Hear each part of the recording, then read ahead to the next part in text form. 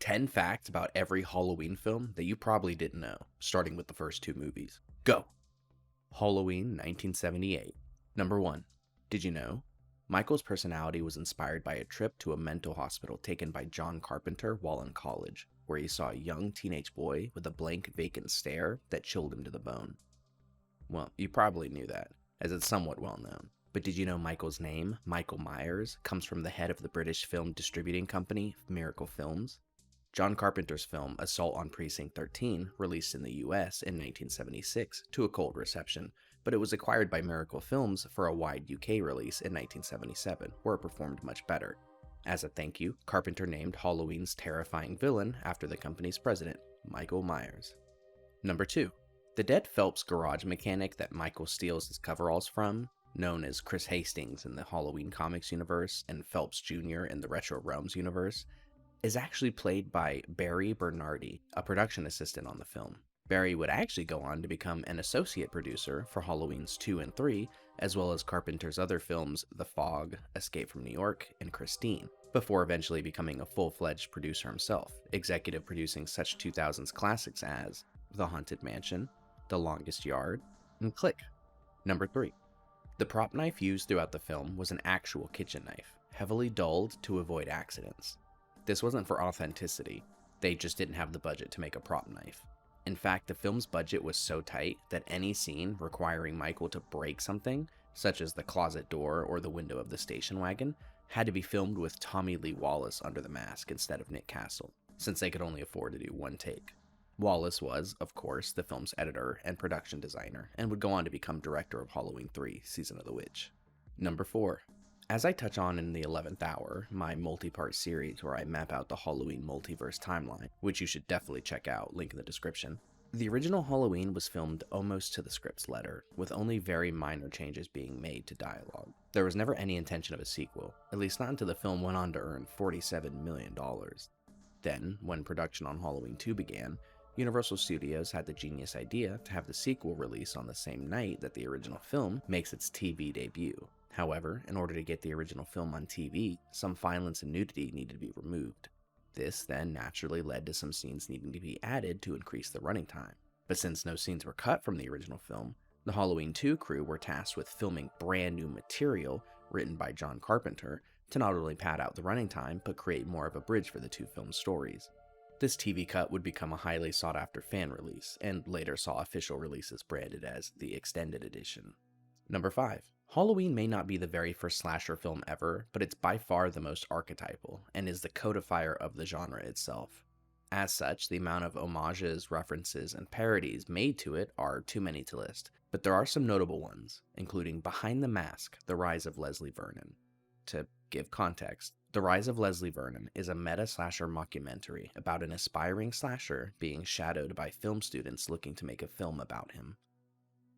The slasher, Leslie, claims to be the possessed son from a local urban legend who killed his family due to a curse. But we learn this isn't the case when a psychiatrist named Doc Halloran tracks our main characters down and reveals the truth to them. Leslie is actually just a mentally ill man who's broken from reality. Now, the film itself is a general love letter to the slasher genre, but Doc Halloran specifically stands out as a Dr. Loomis pastiche. Not only are they both named for existing horror characters, but both are heroic doctors who possess a Mephistophelian look, complete with trench coat and revolver. But the best part is this role has deeper ties to the Halloween franchise than you might think. Doc Halloran is played by Robert Englund, the insanely talented man behind the Freddy Krueger makeup. And while Freddy has yet to invade any Haddonfield dreams, Englund himself is no stranger to the fictional small town, as he was one of the crew members tasked with helping create sets for the original Halloween, as well as spreading out and then collecting the fake fall leaves. Number 6. Several of the names used in the film were inside jokes between John Carpenter and Deborah Hill. Laurie Strode is the name of one of Carpenter's exes. Sheriff Brackett was named in honor of screenwriter and novelist Lee Brackett, a favorite of Carpenter's and one of the first women ever nominated for a Hugo Award. Both Loomis and Marion take their names from Psycho, the former from John Gavin's character, Sam Loomis, and the latter from Janet Leigh's Marion Crane and Lorene Tuttle's Mrs. Chambers. Ben Tramer, Laurie's would-be suitor, was named after a friend of Carpenter's who went on to write a shit ton of Saved by the Bell episodes. This trend continued to the names of places as well. with Haddonfield named for Deborah Hill's hometown of Haddonfield, New Jersey, and Smith's Grove Sanitarium named for Smith's Grove, Kentucky, a town not far from where John Carpenter grew up in Bowling Green, Kentucky. 7. Both Deborah Hill and John Carpenter make appearances in the film. Hill can be seen right here, appearing as young Michael's hand when grabbing the knife from the drawer, while Carpenter can be heard in the background of this scene here, portraying Annie's boyfriend Paul. And just for fun, Carpenter isn't directly visible in this scene with Laurie and Annie by the bushes, but a bit of his smoke from one of his cigarettes is. Number 8. Kyle Richards, who played little Lindsay Wallace in the original film, has some deep ties to the Halloween franchise. Sure, we all know she returned to the role 40 years later in Halloween Kills and Halloween Ends, where she recreates the cat reaction meme. Thank you, David Gordon Green. But even before then, before she was cast in Halloween, Richards appeared in Escape to Witch Mountain alongside her sister, Kim Richards, and Donald Pleasance, as well as Tobe Hooper's film Eaten Alive, alongside Robert Englund. As we mentioned earlier, Englund worked on the set of Halloween, likely at the request of Carpenter for extra crew hands from his good friend Tobe Hooper. Oh, and the Richards-Carpenter family connections run even deeper, with Kim appearing as Kathy in John Carpenter's Assault on Precinct 13 in 1976. Yes, that Kathy. Funny enough, Assault on Precinct 13 is the film that convinced Donald Pleasance to accept the role as Sam Loomis. Pleasance, of course, as we just mentioned, starred alongside Kim Richards in Escape from Witch Mountain just a few years prior. Such a small world. Number 9. This may seem kind of random, I just didn't realize this until writing this video and thought it was weird. But of the original teenage cast, PJ Soles, Nancy Loomis, and Jamie Lee Curtis, only Curtis was a teenager. That's pretty common in Hollywood, casting younger, but the other two girls were 8 and 9 years older than her, respectively. You'd never know it just by watching the movie. Number 10. The film's opening sequence is designed to look like a one-take sequence, or a oneer. Carpenter was inspired to try this shot after watching Orson Welles' Touch of Evil, which similarly opens with a oneer. But did you also know that there are actually 2 splits in Halloween's opening? As Tommy Lee Wallace explains, the hidden cuts occur here, when Michael slips the mask onto his face, which is pretty easily spotted, and here, when Michael turns the corner onto the stairs. Not to discredit the crew's hard work, though, it was still shot in one take, even if multiple takes are stitched together for the final film. Halloween 2. Number 1. Starting off with a gimme, Dana Carvey, of SNL fame, makes one of his very first on-screen appearances in Halloween 2. He can be seen in the middle of the film here, and in the film's end here, and would have appeared in the cut segment where the news crew try to speak with Laurie, but are stopped and turned away by Mrs. Alves. Funny to think that, before he was best known for working alongside Mike Myers, he was best known for working alongside Michael Myers. Number 2. The street Dr. Loomis chases Ben Tramer down, leading to his accidental death, is the same street that Laurie takes to drop off the Myers house key, meaning from Loomis's perspective, this person wearing Michael's exact outfit was walking straight in the direction of Michael's house, giving a little bit more credence as to why he chased him down in the first place. Number 3. Nurse Karen's death in the scalding hot tub is foreshadowed earlier in the film during her introduction scene, when she complains about a party she'd just come from having an apple bobbing station, which she finds childish. But more than that, both the comment and her death are inspired by additions from the 1979 novelization of the original film. In it, during Michael's stay at Smith's Grove, he requests for the staff to throw a Halloween party. During the party, a girl beats him at musical chairs, prompting Michael to drown her in the apple tub later in the night during a power outage. Number 4. Halloween 2 has multiple references and allusions to the 1979 novelization of the original film, and even adapts some of the scenes outright. In the film, Loomis exits the front door to discover Michael's body is missing, rather than running to the balcony like in the original. Many of Loomis's lines from the film, including "You don't know what death is" and "heightens my sense of security," are taken straight from the book. In the scene where Dr. Loomis and Deputy Hunt pull up to the Myers house and break up the protest, Loomis states that it's like a wake, that one of their tribe has been slain. This is an allusion to the novelization's opening, which features an all-new backstory written just for the book, wherein a young, disabled Celtic man named Enda murders the tribe's princess, Deidre. His fellow tribesmen immediately riot and tear the young man apart, limb from limb, then hold a ceremony to curse his soul to forever walk the earth, resulting in the boogeyman curse we see in Michael.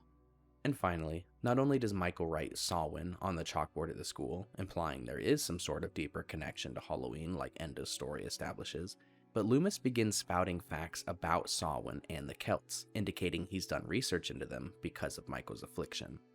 Number 5. Up until the release of Halloween Ends, Halloween 2 was the only Halloween film to reach the morning of November 1st. While it can be inferred to be November 1st in the final moments of Halloween 6's theatrical cut, when Wynn tells the robed surgeon he can take his robe off because Halloween's over, Halloween 2 and Halloween Ends are the only films in the franchise to actually bring us into the morning light. The original, 3, 4, 5, the producer's cut of 6, H20, the remakes, Halloween 2018, and Halloween Kills all end abruptly during Halloween.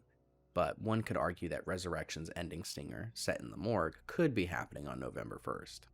Number 6. This may seem obvious to some, but it did take me a couple watches to realize, and it's something I've seen others point out, so I know it's easily overlooked. But we actually have Deputy Hunt to thank for ending Michael Myers in this film. In the closing moments of the movie, Loomis gets the idea to flood the room with flammable gas to blow Michael and himself to smithereens because of the lighter in his coat pocket. This lighter, the same one he uses to light up Marion at the school, is the same one given to him nonchalantly earlier in the film by Deputy Hunt. Funny enough, he takes the smoke and the lighter, but doesn't use either, despite Loomis canonically being a smoker, as confirmed by both Donald Pleasance and the shooting script for the original film. We never actually see Loomis smoke in the Halloween movies. Number 7.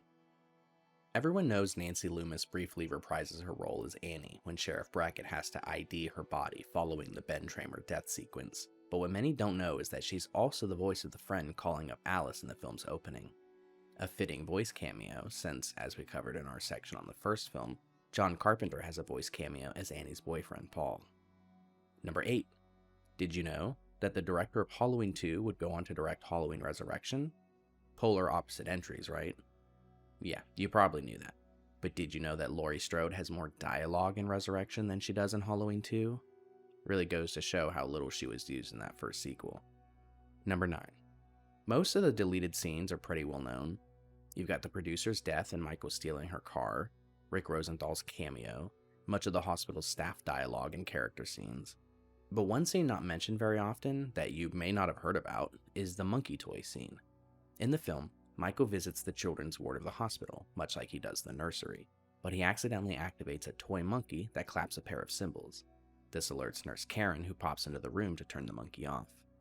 We witness this through Michael's POV, who slips into a nearby closet to avoid detection. The scene would have occurred most likely right after Mrs. Alves leaves Karen alone, since Michael doesn't appear in this part of the hospital for the rest of the film, and not long after that, the power cuts out. You can see the monkey toy just behind Michael in this behind-the-scenes image right here. Some of the best moments in Halloween 2 are when Michael is watching his victims while slightly obscured in the background, and this would have ranked up there with one of the most tense scenes in the film, if not the entire franchise. Number 10. So this may be cheating since no one has ever put this on the record, but it's something I've speculated on for a long time, as have many others before me. So, everyone knows that Laurie being Michael's sister was not intended for the original film, and was created by Carpenter for the sequel, born out of him looking for an excuse for Michael to keep going after Laurie. As the story goes, Carpenter was bringing a typewriter, a stack of paper, and a 6-pack of Schlitz tall boys into the writing room every night just to bang out a script. Not unlike how I look at 2 a.m. in my Halloween branded socks and stained wife beater hitting my pen and editing videos on my PC formerly used for gaming. But what you may not know, or maybe haven't realized, is that the plot twist itself is inspired by Star Wars.